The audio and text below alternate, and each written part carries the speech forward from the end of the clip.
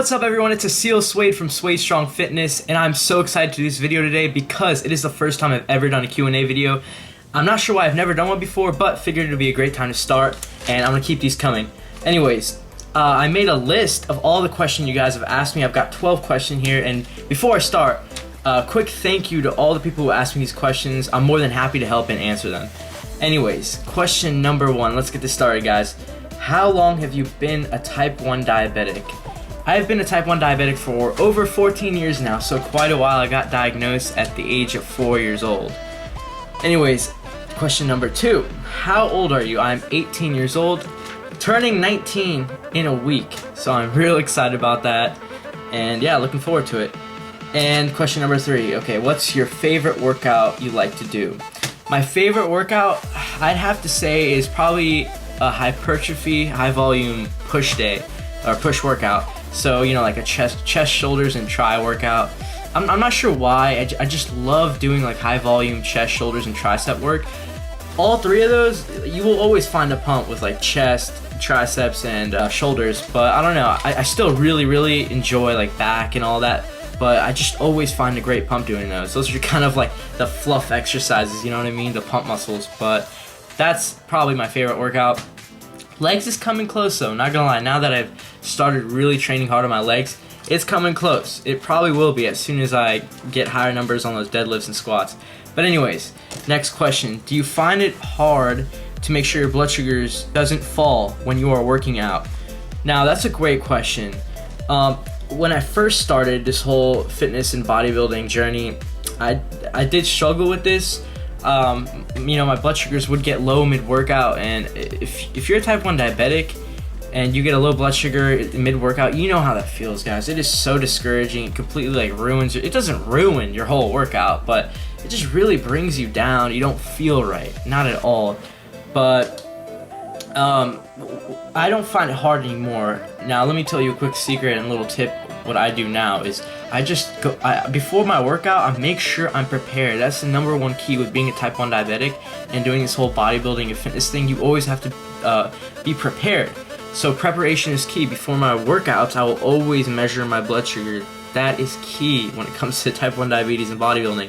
Make sure you're measuring your blood sugar before your workouts, and don't just aim for like for a normal blood sugar range of 100 to 120. That's healthy, right? Stable. I try to go a little bit higher, anywhere from maybe 150 to 200.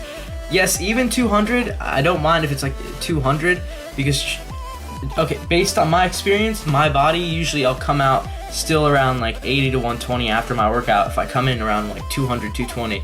But that's just me, and it's been working amazingly, and my blood sugar's been real stable ever since I've done that, you know. So say if I'm like 100 or something before a workout, I'll eat around 10-15 grams of carbs, especially if I'm doing cardio after my weight training session, now that I'm cutting and everything. So I definitely do make sure I get like 15-20 grams of carbs if I'm like around 100 before my workout. Now, have you ever thought about getting a pump? You know, I have thought about it in the past, but I don't really think about it anymore. A pump doesn't really, I don't know, for me, I always wanted to feel normal. You know, being a kid, having type 1 diabetes, I always felt like I was different from everyone in the pack, and I love that now. Don't get me wrong, I never want to be normal. I always want to feel different. And just having something, though, on me all the time, I feel like a robot. Don't get me wrong, and no disrespect to anyone who uses a pump at all. It's the same thing, and even a pump would probably be easier. But I like doing my manual shots, my manual insulin. I'm just so accustomed to it, so used to it. My blood sugars are already so good while I do this, so hey, I mean, if it ain't broke, don't fix it, right? I'm already used to it. You know, I'm gonna do a little more research on it maybe, but for now it's great with my lifestyle and just manually doing everything myself. I don't really mind doing it, so it's been working out. That's why I don't get a pump. Okay, next question. Who do you look up to in the fitness community, and who are the people you think have the best physiques? Great question. So there's a lot of people who I look up to in the fitness community, but definitely like #1 would have to be Greg Plitt, guys. It is a classic. I'm sure all of you could say the same thing. If you don't know who Greg Plitt is, please do yourself a favor and go Google Greg Plitt, or just type his name on YouTube, and your whole mindset with everything in life will change. he really inspired me to get in the gym, and I started following his workouts. It's kind of how I got into the gym, and I'm sure a lot of these fitness YouTubers say the same thing. Just everything about him, I love it. But him, also, of course, like Christian Guzman, he's really like one of the motivators who kind of like motivated me to like start a YouTube channel. You know, I saw in myself, I'd look at him and be like, you know what, I can do what he does, and it's just so inspiring to see him at such a young age. I started watching when he was 19 years old, when he started his YouTube channel, and he just grew and grew and grew, not only physically and mentally, and his whole YouTube channel, the way he marketed himself. And look at him now, he's a huge businessman, and he's doing so much at like 21 years old. That's awesome. Mark Fit also, he really inspired and motivates me in the fitness industry, just because his constant like work hard attitude and creating what you envision. That's what I love about him. He literally has that mindset where you can create anything you envision in your mind, and that's kind of like my mindset too, and I just love that.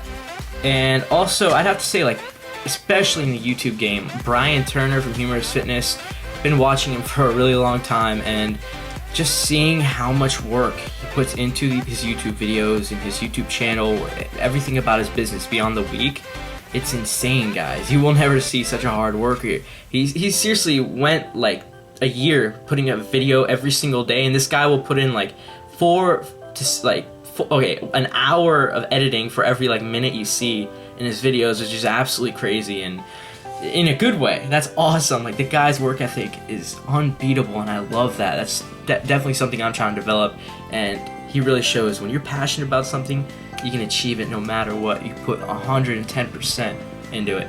Anyways, next question. I'm gonna try making these answers more brief and more to the point, just because I want to try to keep this video under 10 minutes. Probably not gonna be under 10 minutes, so whatever. Anyways, best physiques, by the way, I do have to say probably Greg Plitt and Mark Fit. Those are kind of like my favorite physiques in the fitness industry. However, the online coach, I'd say he's pretty underrated, but that would definitely be my goal physique one day, 10, 12 years from now. That dude is a beast. Anyways, next question. What do you do for cardio? Cardio, I usually do some low intensity, steady cardio, which is LISS cardio, which is just moderate heart rate at moderate resistance, moderate speed. Just make sure you're at moderate heart rate the whole time. You usually have a caloric goal. My caloric goal will be like 400 calories burned for the session. It'll take me around 35 to 40 minutes. Something slow paced. Just make sure you don't lose muscle while you're because if you do like high intensity for 400 calories worth of cardio, 30 minutes, that's extremely taxing on your CNS, your central nervous system, and you're gonna lose a lot of muscle doing that. So definitely want to stay away from that. That's just my favorite thing to do. Now, I love doing it on the elliptical.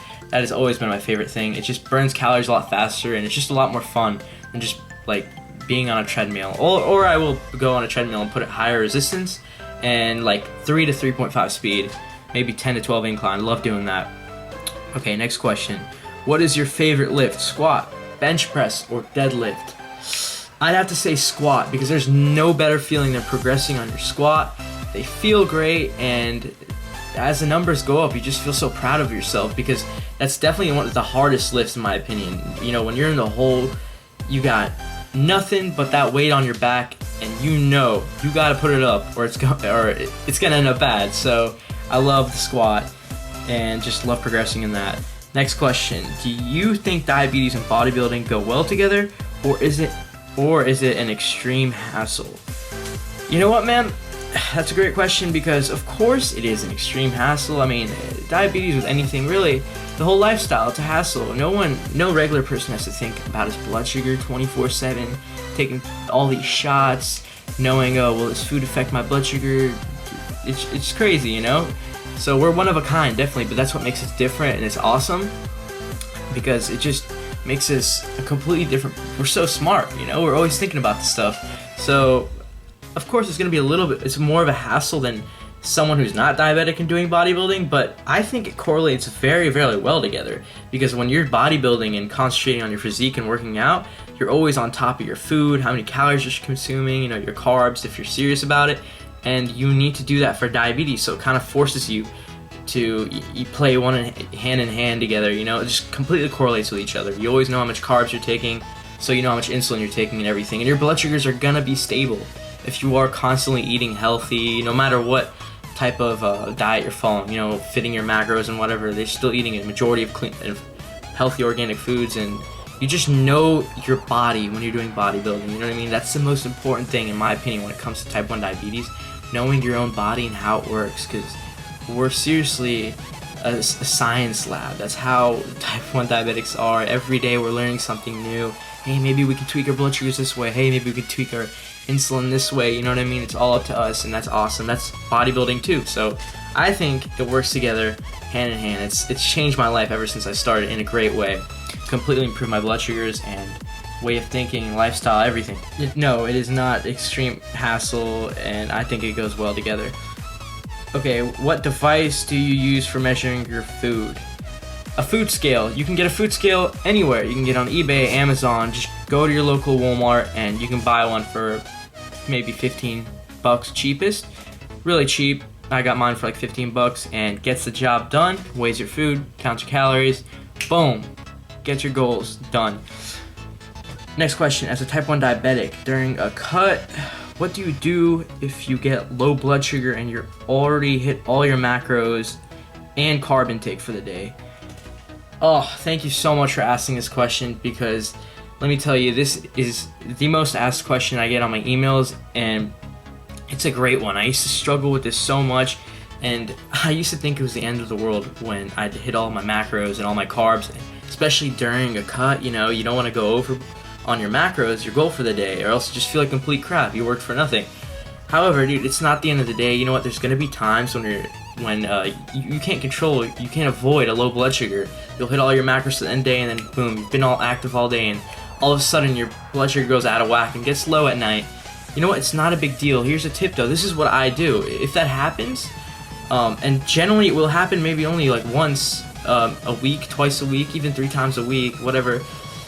It won't happen like twice in one day, or else you really do have to make sure you're concentrating more on your blood sugars and making sure they're stable. But if it happens in that scenario, as you said, just get some Gatorade, some juice or something that's pure in fast-acting carbohydrates, some type of sugar or juice, you know, some sport drink, and drink about 15 carbs. Nothing more than 20 grams of carbs, because a huge mistake I see a lot of type 1 diabetics do is when they hit a low like that, they tend to overeat and just eat way too many carbs, and then they'll get another high blood sugar, and that's when the roller coaster starts. So I know it sucks sometimes. You just want to shovel everything down your face, especially when you're real low, but most of the time you're not going to need more than 20 grams of carbs. You're just going to have to just calm down, so, you know, kind of fight it a little bit after you've had your 15 to 20 grams of carbs, and then you'll be okay.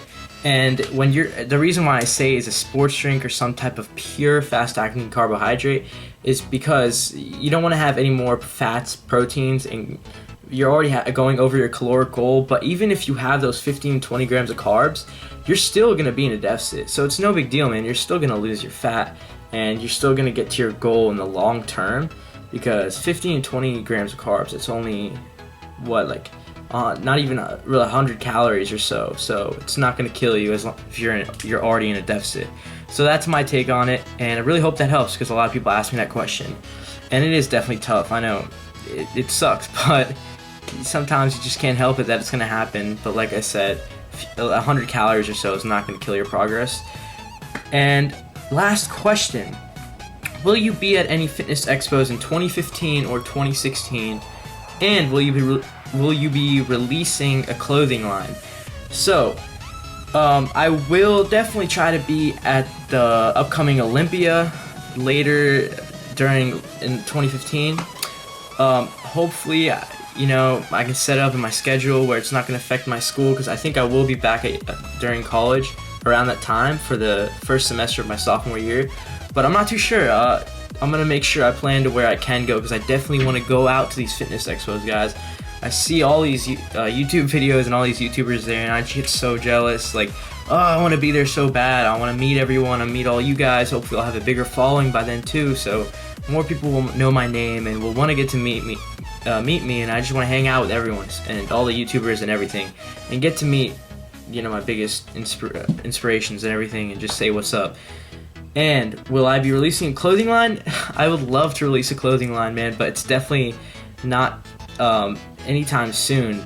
Maybe when I have a bigger following or something, people want to request more and would love to see a clothing line for my brand, I'm definitely going to do it in the future, but just not right now. It's not in my mindset right now, but definitely something to think about later in the future. I'll definitely be doing that for my brand. Anyways, that's gonna wrap up the Q&A, guys. I hope you enjoyed it. Really enjoyed doing these, actually. So if you want, go ahead, ask some more questions in the comment section down below right now, maybe for an upcoming one in around 2 weeks, 3 weeks or so. I'll see, depending on how many questions I get. And yeah, I'm gonna be sure to do these maybe every 2 or 3 weeks.